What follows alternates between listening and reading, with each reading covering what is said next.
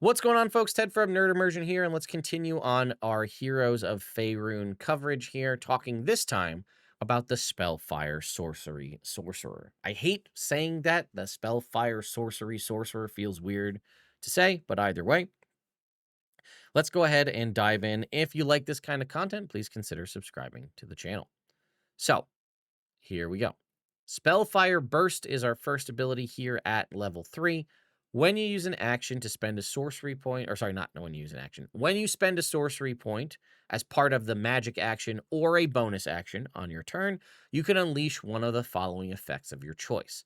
So this is whether you're quickening spell or empowering or one of those things. You or one creature you can see within 30 feet of you gains temporary hit points equal to a d4 plus your charisma modifier, or a creature that you can see within 30 feet of you takes a d4 fire or radiant damage, your choice. This isn't bad necessarily. It is temporary hit points, unfortunately, so that doesn't allow you to get up a downed ally because obviously it needs to be true healing, not temporary. The only kind of thing I do like about Spellfire Burst is it's in addition to a thing you're already doing, right?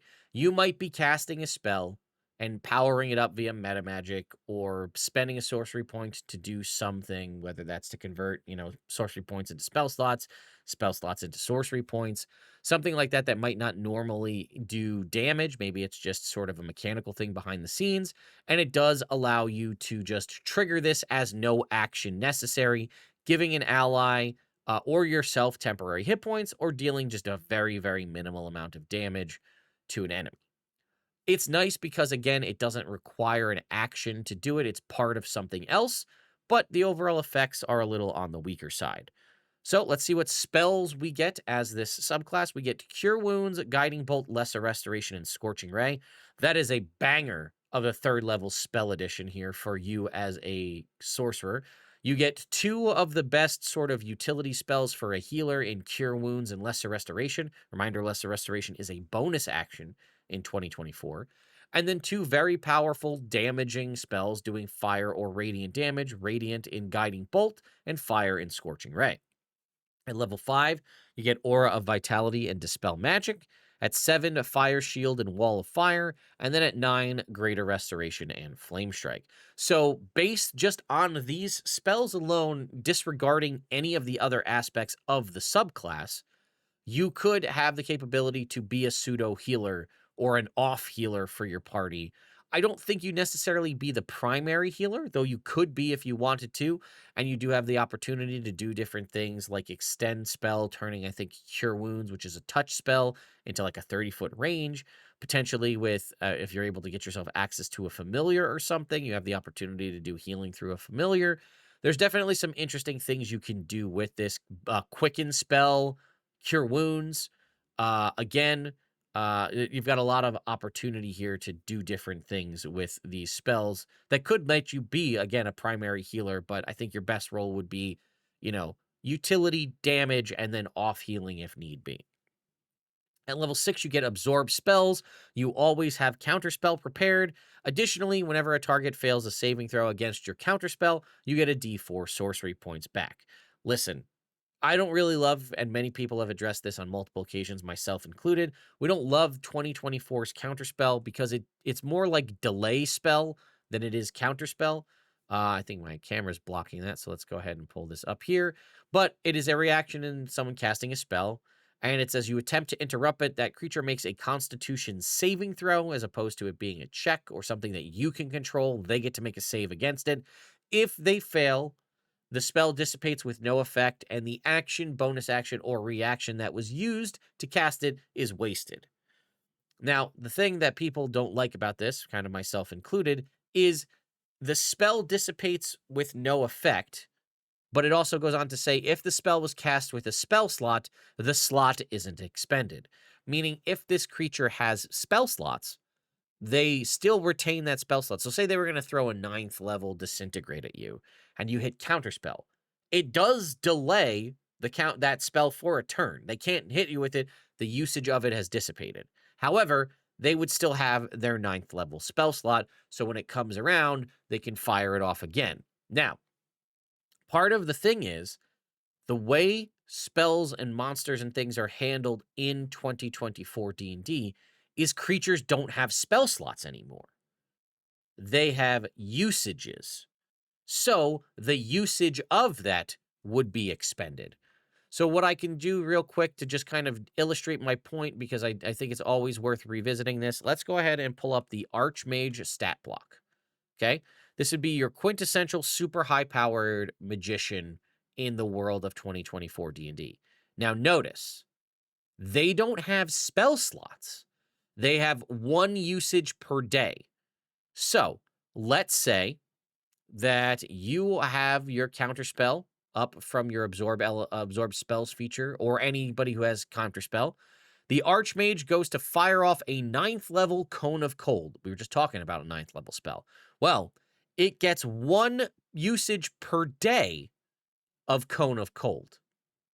Not one spell slot at 9th level. It gets one usage per day of Cone of Cold. So, you counterspell it. He fails his Constitution saving throw.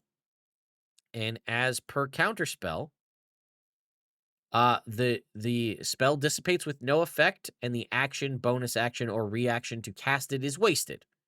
Now it says again, if it was cast with a spell slot, that slot isn't expended. This isn't cast with a spell slot, it's cast with a usage. So when you're doing that, it does disrupt and destroy the usage of Cone of Cold for that Archmage. They no longer have access to it. But this is the problem with this, is so many people, I mean, I'm guilty of this myself, will go ahead and make an NPC for the party to fight, and they will make it a character-based NPC with spell slots. The game has been updated in the design of 2024 to not follow that mentality anymore. It follows this new mentality of they have usages, which is the thing that people need to understand. Counterspell is balanced now around people using spells with usages, not spell slots. If this was a player versus player match and people were slinging counterspells, you're just delaying the inevitable effect of that spell from happening, as opposed to getting rid of that usage. Now, let's be real. If that character was in a player versus player match, was utilizing counterspell from a magic item, where there's one usage of that spell from a magic item, and you counterspell it and they fail their saving throw, you have burnt that usage of that spell from that magic item.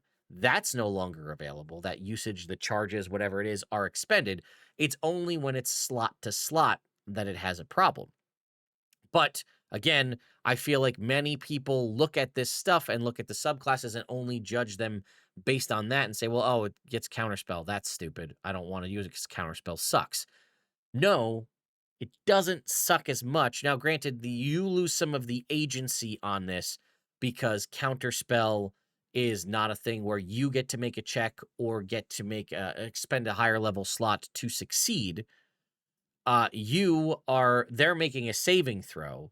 Now, granted, that does mean that anything you have that could impact a saving throw, granting them disadvantage, subtracting numbers from a saving throw, are all options to potentially have them fail that Constitution saving throw. But I just wanted to point that out, that like this isn't as throwaway as a feature as people may think because of the way the game is designed, but you have to follow that, or you just make it a Constitution saving throw and it still burns the slot if you want to give them spell slots. But either way, if they fail, you're going to regenerate a D4 sorcery points. Now, it does say you regain a D4 sorcery points, which, language-wise dictates that those are sorcery points that you've spent, but it also doesn't say expended sorcery points. It also technically doesn't say that you could go above your normal amount. Now, there may be language in sorcery points that I'm forgetting, that specific section of the sorcerer that says you can't ever go past, an amount equal to your level. So that may be part of it, but there you go.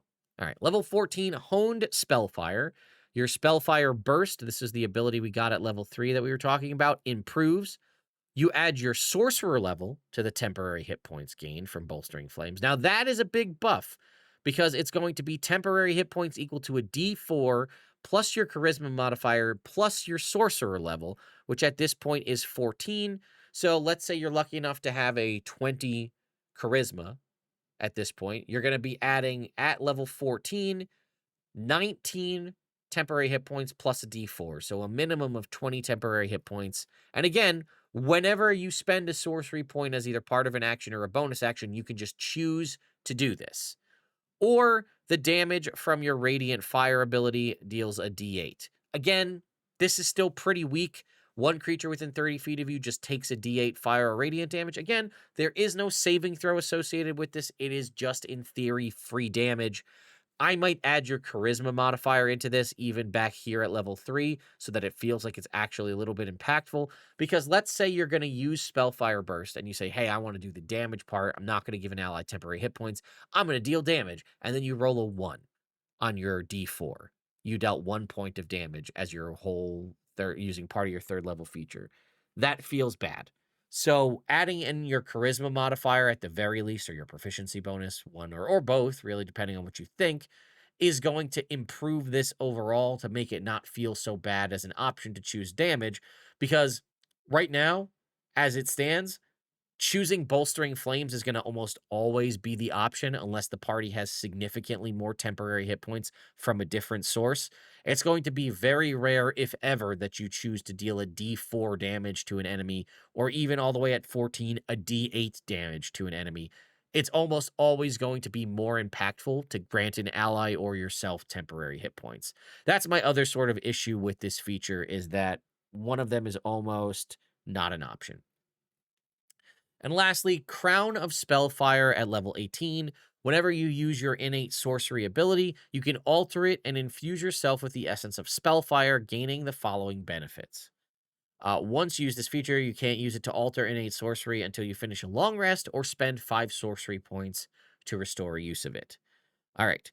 Burning Life Force. Once per turn, when you are hit by an attack roll, you can expend a number of hit dice up to a maximum equal to your charisma modifier. Typically, again, as we said, up to 5.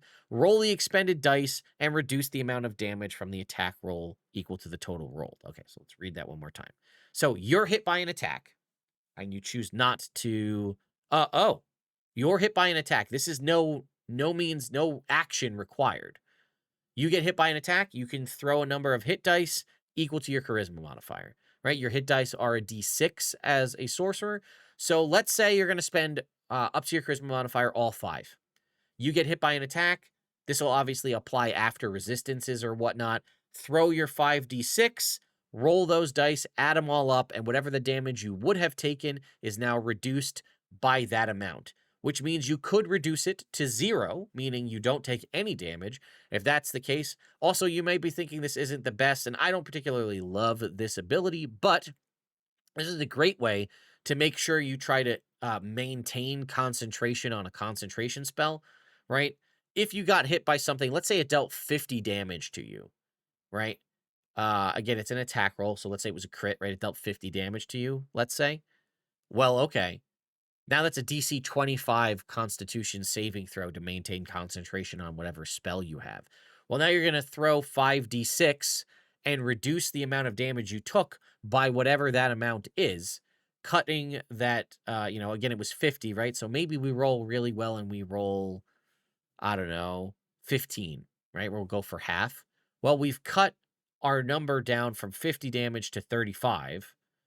And then now our saving throw is going to be cut that damage in half. Instead of throwing a DC 25 Constitution saving throw, we're throwing a DC 17, right? Something like that. Or let's say it's a fireball and you have resistance to it, so your damage gets set lower. You could potentially reduce it to 0 damage, meaning you definitely don't have to make a concentration check because you didn't take any damage. You get a fly speed of 60 feet and can hover, which is great. Again, innate sorcery is something you're probably going to be using constantly because all it does is boost your capabilities, either boosting your spell save DC by 1 or granting you advantage on all your attack rolls. Either way, those are both very powerful abilities you get from this.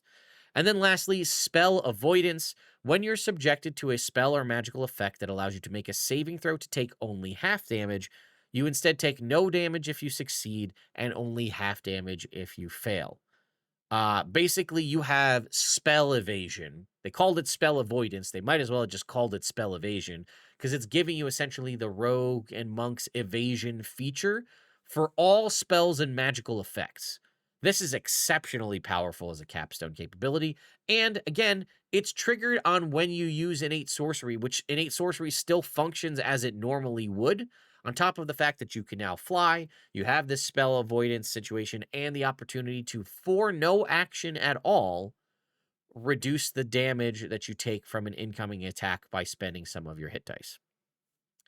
Also, something I want to point out.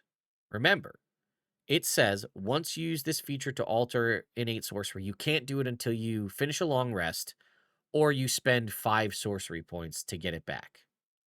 Now,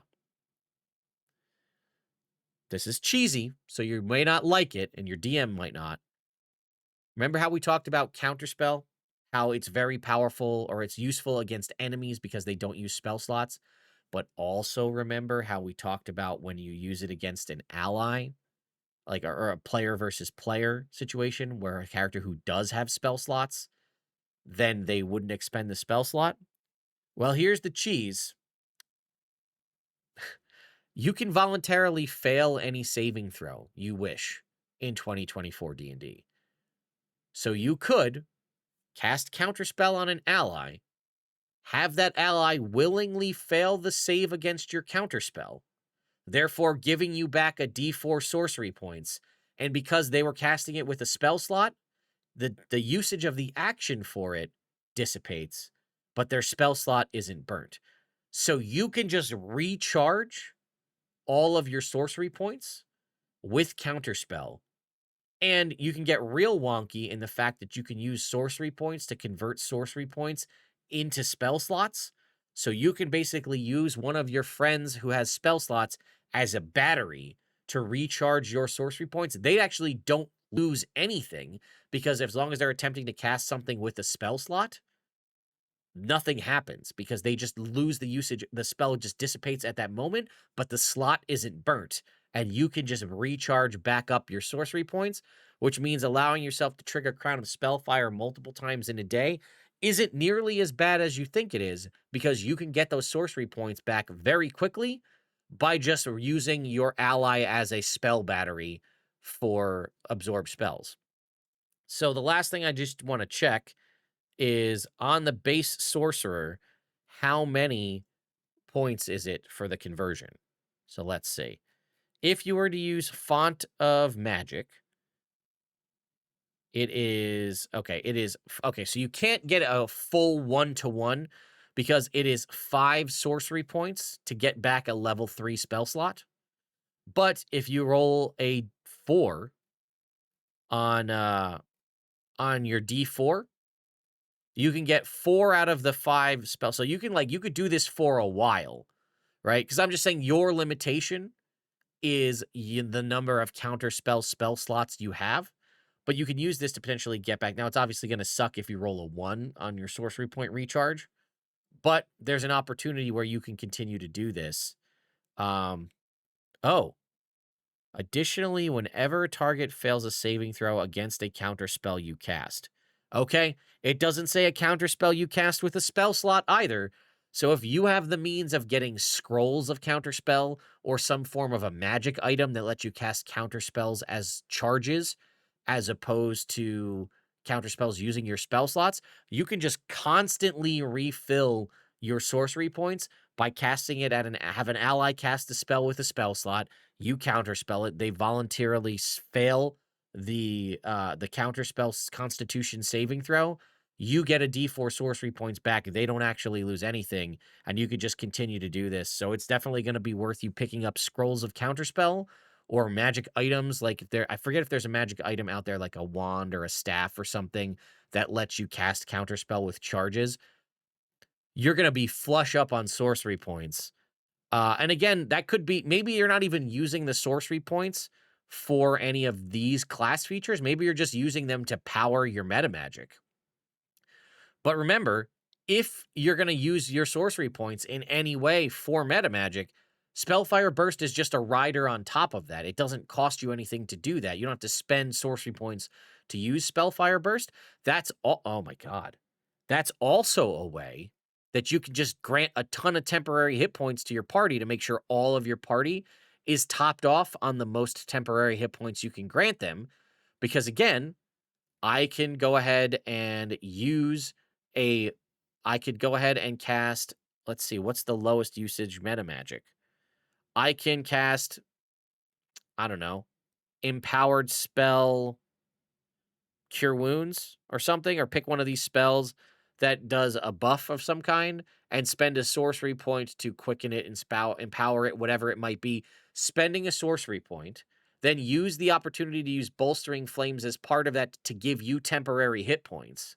Then go through my process of casting counterspell at somebody so they fail it to recharge the sorcery points, and then add infinitum and just repeat this so my entire party and any allies we have the maximum number of temporary hit points that I can grant them. I recharge all my spent sorcery points by burning through my my usages of counterspell to use my allies as a battery. That is pretty strong. I don't think that was the intention, but that's definitely an option you have, and you should at least probably be always rolling into a fight with Crown of Spellfire. And then again, at higher levels, right? At level 7, if you have no uses of innate sorcery left, you can expend 2 sorcery points when you take a bonus action to activate it. Again, that's spending sorcery points as a bonus action to activate Sorcery Incarnate. That would also trigger Spellfire Burst. Um, Again, when you finish a short rest, you can regain sorcery points. So you have multiple means of getting sorcery points back. And then again, while your innate sorcery feature is active, you can use 2 meta magic options. You have a lot of options to get this back. And then again, at level 20, you just get a free usage of meta magic without expending sorcery points. I thought there was a means that you had, like, when you start your turn to get meta magic back, but I think that was an older version of the 2014 version. Instead, it's finishing a short rest to get sorcery points back, and then again, you can use innate sorcery to for sorcery points to get those back. So there is no, like, if you roll initiative, you can get sorcery points back. But either way, it doesn't matter for the Spellfire Sorcerer because they could just do all sorts of things to get sorcery points back. Let's see how it compares to the Unearthed Arcana version. All right. So Spellfire Burst was when you spend at least 1 sorcery point. Okay, that's the same. You can do one of the following. Give an ally temporary hit points equal to a d4 plus your charisma modifier. That's the same.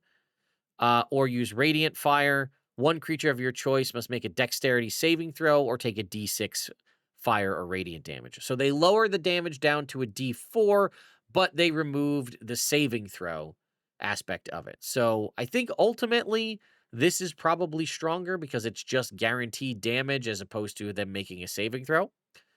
Looks like the spells are all the same. Yeah, the spells are the same. Absorb spells, you always have counterspell. Whenever a target fails as counterspell against you, yep, that's the same. Honed Spellfire was you add your sorcerer level to the temporary hit points gained from bolstering flames. Oh, and the d6 of Radiant Fire increases to 3d6. Again, it was a dexterity saving throw, and if they succeeded, they took no damage. So it went from a d6 to 3d6 with no damage on a successful save, from a guaranteed d4 to a guaranteed d8. I still think you should throw maybe the charisma modifier added into the damage there. And then lastly, Crown of Spellfire at level 18.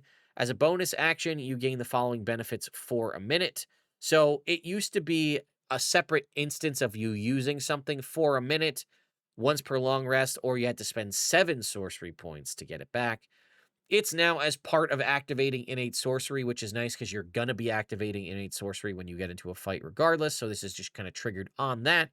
And they lowered the overall usage of it down to recharging it with 5 sorcery points as opposed to 7. When you're hit by an attack roll, spend a hit dice equal to your charisma modifier. Reduce the amount damage. Oh, plus your sorcerer level. Okay. So they removed that. That was nice. A number of hit dice up to your charisma modifier, reduce it by an amount equal to that plus your sorcerer level. Again, at level 18, that would be potentially reducing the damage by 5d6 plus 18. That's very, very strong. I like that a lot. I don't know if I would keep it at the same, maybe make it half the sorcerer level so you can get it, a little bit of extra usage out of it. I kind of like that. Or, if you want to make it supercharged, make it equal to their sorcery level or sorcerer level. Fly speed up to 60 feet and can hover. That's the same. And spell avoidance when you're subjected to a spell or magical effect that, yeah, okay, so that's the same. So a couple of changes there from the Unearthed Arcana. I think the only thing that I would potentially adopt from the Unearthed Arcana is potentially allowing Burning Life Force to add your sorcerer level or perhaps half your sorcerer level for the damage reduction. And then I think I would add in plus your charisma modifier to Radiant Fire. And then I think you could probably leave it alone. But all in all, again, a subclass that I was pretty lukewarm on out the gate till I realized the potential shenanigans by using an ally to recharge your sorcery points with counterspell. And also my mini rant in the middle there about how counterspell is supposed to work in 2024. But anyway, let me know your thoughts and opinions in the comments down below. And I will see you all next time for the final subclass of this book, the Blade Singer Wizard.